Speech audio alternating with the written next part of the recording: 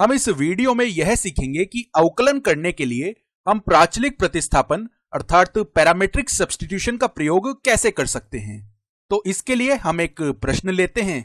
यहां पर मान लीजिए x की घात 2/3 प्लस y की घात 2/3 बराबर है a की घात 2/3, अर्थात x, y और a पर ये भिन्नात्मक घातें यानी कि फ्रैक्शनल पावर्स लगी हुई हैं और हमें यहां पर dy/dx ज्ञात करना है। अब इसे करने के अनेक तरीके हो सकते हैं, किंतु प्राचलिक प्रतिस्थापन के अंतर्गत जैसा कि हमें नाम ही बता रहा है, हम x और y को किन्हीं अन्य फलनों या अन्य प्राचलों से प्रतिस्थापित करेंगे। अब सवाल यह है कि वे प्राचल यानी कि पैरामीटर्स क्या हैं और साथ ही साथ वे प्राचल x व y से किस प्रकार से संबंधित हैं।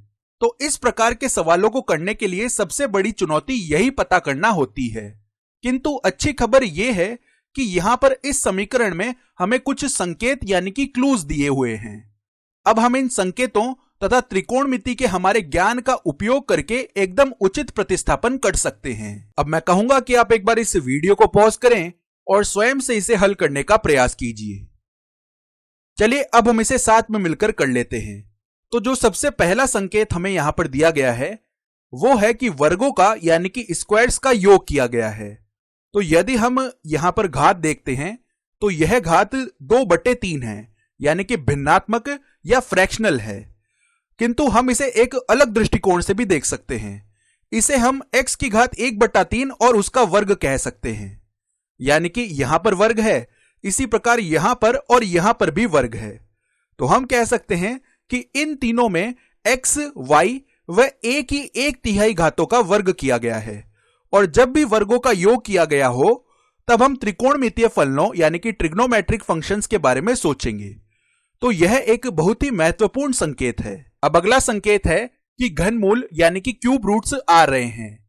तो यहां पर हम देख पा रहे थे कि घात के रूप में 1/3 आ रहा था और जब भी हमारे पास इस प्रकार की भिन्नात्मक घातें आ रही होंगी तब हम घातांकों यानी कि एक्सपोनेंट्स के बारे में सोचेंगे। संभव रूप से ज्यादातर यह हो रहा होगा कि किसी त्रिकोणमितीय फलन पर कोई घात लगाई जा रही होगी जिससे हमें x और y के मान मिल रहे होंगे। अब यह सोचिए कि यदि हमें x और y के स्पष्ट मान चाहिए तो हमें x व y के स्थान पर क्या प्रतिस्थापित करना चाहिए।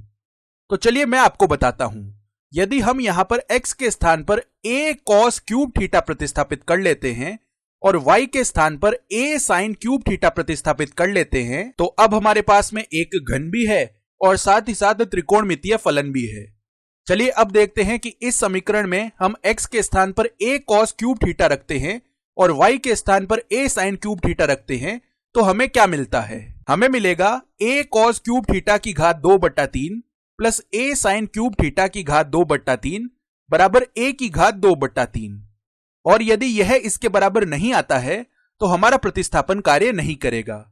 चलिए अब बाएं पक्ष में सबसे पहले यहां पर बनेगा a की घात 2/3 गुणा cos क्यूब थीटा की घात 2/3। तो देखिए यहां पर 3 का गुणा जब 1/3 से होगा तब हमें 1 मिलेगा, अर्थात यह cos स्क्वायर थीटा रह जाएगा।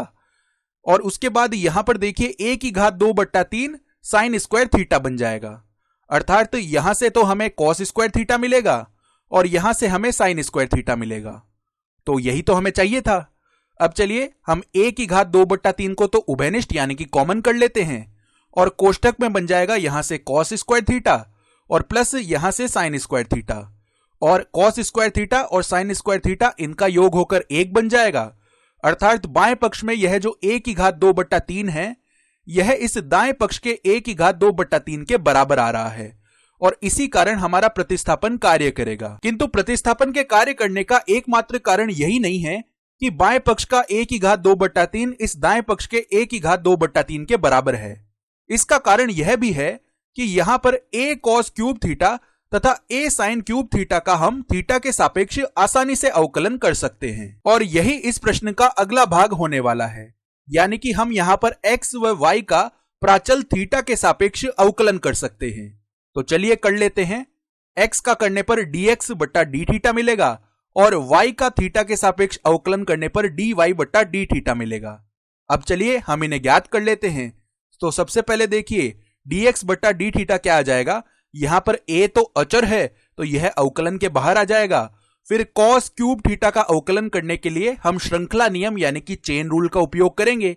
तो पहले तो आ जाएगा 3 cos स्क्वायर थीटा और गुणा में अब हम cos थीटा का अवकलन कर देंगे जो कि माइनस का साइन थीटा आ जाएगा, यानी dx बटा डी थीटा तो बन गया है -3a cos square theta sine theta.